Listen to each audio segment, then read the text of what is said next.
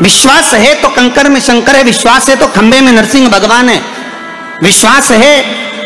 तो जल में गंगा है, गंगा जल, और विश्वास नहीं तो कोई नहीं। मानो तो मैं गंगा माहूं, ना मानो तो बहता पानी।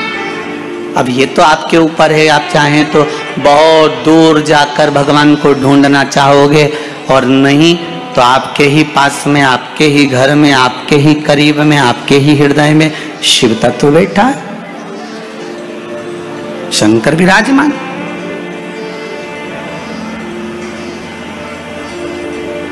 आप उसको ढूंढो।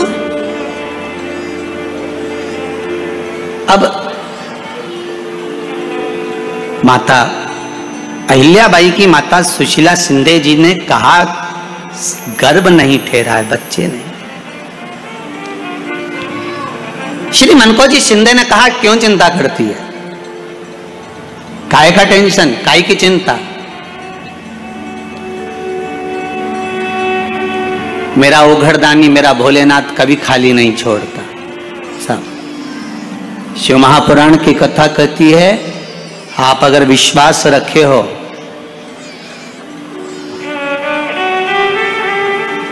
सफेद आंकड़े की जड़, जिस नारी का संतान नहीं हो, गर्भ नहीं ठहरा हो, सफेद आंकड़े की जड़, जिस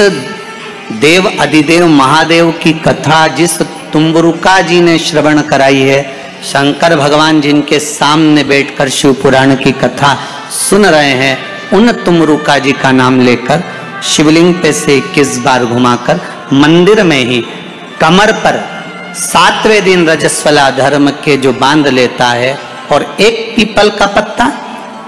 अवधूतेश्वर महादेव का नाम लेकर शंकर पर चढ़ाकर उसको गाय के दूध में उकाल कर रात्रि को दोनों पति पत्नी अगर पीकर सोते हैं, 3 महीने में भगवान भोलेनाथ उसकी गोद भर देते हैं। ये शिव तत्व शंकर देता जरूर है। माता अंजना के यहां स्वयं शिव महापुराण की कथा कहती है, स्वयं शास्त्र वर्णन करता है, माता अंजना माता के गर्भ से संतान नहीं हुई। 42 वर्ष की माता अंजना हो गई थी, और 42 वर्ष की होने के बाद भी माता अंजना के गर्भ से संतान नहीं थी। जब संतान नहीं हुई तब बार बार निवेदन करा महाराज केसरी से, तब नहीं संतान हुई तब अपने पिता से जाकर निवेदन करा, पिताजी गौतम बाबा से निवेदन करती है माता अंजना कि मेरे गर्भ से संतान नहीं, मुझे औलाद नहीं, क्या करूं। तब गौतम बाबा ने कहा एक पार्थिव शिवलिंग का निर्माण करो, मिट्टी का शिवलिंग बनाओ, उसकी पूजन करो। और माता अंजना उस मिट्टी के शिवलिंग के पूजन में ऐसी लीन हो गई, ऐसी लीन हो गई कि मिट्टी का शिवलिंग का निर्माण करती, पूजन करती। एक बार देवाधिदेव महादेव ने कह दिया, जाओ पार्वती जरा जाकर पूछो कि अंजना को चाहिए क्या, अंजना माता को चाहिए क्या। अच्छा, सारे देवताओं को सबसे ज्यादा टेंशन देवाधिदेव महादेव से रहता है, क्योंकि ये बिना सोचे बिना समझे किसको क्या दिया है कोई भरोसा ही नहीं होता। एक बार तो ब्रह्मा जी ने खुद ने कह दिया, साहब हमको तो इस्तीफा दे दो, हमको नौकरी करना ही नहीं बैकुंठ में बिल्कुल भी। तो भगवान विष्णु ने पूछा हुआ क्या। बस प्रभु, राजा श्वेत की अंतिम समय, प्राण छूटने का दिन, उसको यमराज लेने के लिए गए, और देवाधिदेव महादेव वहां खड़े हो गए और क्या कहे, लेके मत चले जाना, उसकी अंतिम सांस, और क्या कहे, लेके मत जाना। और मेरा बेटा जब लाने लगा तो उसके प्राणों को हर लिया, यमराज ही मर गया। फिर मेरी पोती गई मृत्यु देवी, उससे कहा उठा ला राजा श्वेत को। वो राजा श्वेत को जैसे ही मृत्यु देवी ने फांस डाली, भगवान शंकर ने उसको भी मार दिया। अब बताओ, सूर्य नारायण भगवान बोले कि मेरा बेटा भी मर गया, मेरी पोती भी मर गई, अब बताओ क्या करें। तो भगवान ब्रह्मा जी ने शंकर जी से जाकर कहा, भोलेनाथ ये आपकी आदत बहुत गलत है, जब इसको मरना था तो आपने क्यों बचाया। शंकर जी बोले मेरे मंदिर में बैठा था, जगह तो देखो कि कहां बैठा है।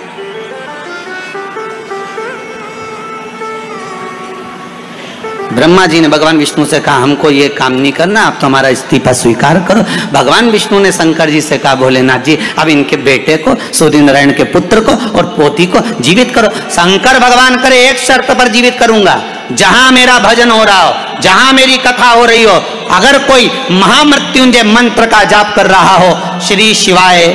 नमस्तुभ्यम जप रहा हो, शंकर का पंचाक्षर मंत्र नमः शिवाय जप रहा हो,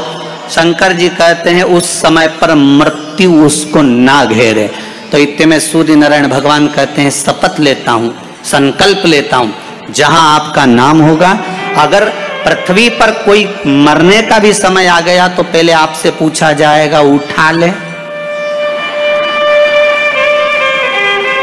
तुम बोलोगे तो बात दूसरी है। शंकर जी बोले हम बताएंगे तो उठाना, हम बोल दें अगर ये शंकर जी का नाम जप रही है और पड़ोसन नहीं जप रही है तो हम इशारा कर देंगे बाजू वाली को उठा लो, तुम टेंशन मत।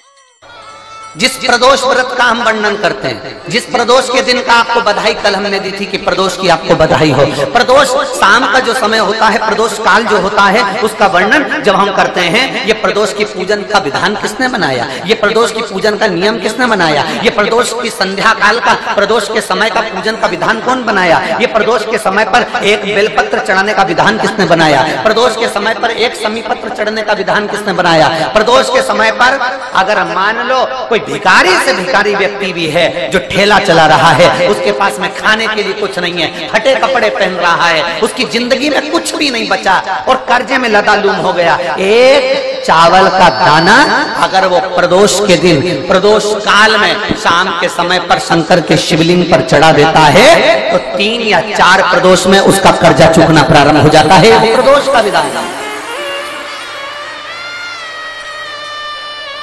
इतना ये प्रदोष का वर्णन करा किसने, इतना प्रदोष की महत्वता बताई किसने, कौन करे इतना वर्णन। अगर प्रदोष की महत्वता बताने वाला कोई है, इसीलिए मेरे शंकर भगवान माता सती को लेकर कुंभज ऋषि के यहाँ, अगस्त ऋषि के यहाँ कथा सुनने के लिए गए थे, क्योंकि उनके बराबर कोई शंकर के महत्व को बता नहीं सकता और प्रदोष के महत्व को नहीं बता सकता। सती मैया को प्रदोष का महत्व बताने के लिए शंकर सती जी को लेकर कुंभज बाबा के यहाँ गए थे, अगस्त ऋषि, कि प्रदोष के महत्व को तो जानो सती, तुम प्रदोष के महत्व को तो सती जानो, तुम प्रदोष के महत्व को तो सती पहचानो कि प्रदोष का महत्व क्या होता है, प्रदोष काल का महत्व क्या होता है, प्रदोष के समय का महत्व क्या होता है।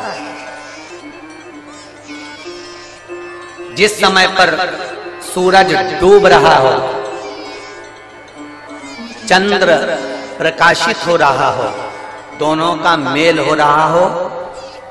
ना तो पूरा सूरज डूबा है, ना पूरा चंद्र आया है, ना पूरा अंधेरा है, ना पूरा उजाला है, उस समय को प्रदोष काल कहा गया, उस समय को प्रदोष का समय कहा, प्रदोष काल कहा। अब कई लोग हमसे कहते हैं गुरुजी आप हमको प्रदोष का समय बताया करो कि प्रदोष काल किसको कहते हैं, प्रदोष का समय किसको कहते हैं। अब एक बात हम आप सबसे कहना चाहते हैं, जितने लोग आस्था चैनल पर सुन रहे हैं, जितने फेसबुक यूट्यूब पर सुन रहे हैं और जितने रेवाड़ी की इस पवित्र धरा पर कथा को सुन रहे हैं, आप सबसे एक बात कहना चाहेंगे, अगर हम समय देखकर बताएं आपको कि शाम को 6 बजे, 6:30 बजे, 6:30 पे लेकर 7:30 के बीच में ये समय है, या 5:30 से लेकर 6:30 तक का ये समय है, या हम तुमको बोल दें कि इतनी बजे ये समय प्रदोष काल का रहेगा या इतनी बजे ये समय रहेगा, तो देखिए कभी कभी ठंड का समय आता है तो दिन जल्दी ढल जाता है, कभी कभी गर्मी का समय रहता है तो दिन बहुत लेट ढलता है। इसलिए समय की गणना से मत चलो, आप तो ये अंदाजा लगा कर रखो कि दिन ढल रहा हो, अंधेरा होना शुरू हो रहा है, सूरज डूब रहा हो, चंद्र प्रकाशित हो रहा हो, अंधेरा अपना काम कर रहा है, सूरज ढलता जा रहा है, दिन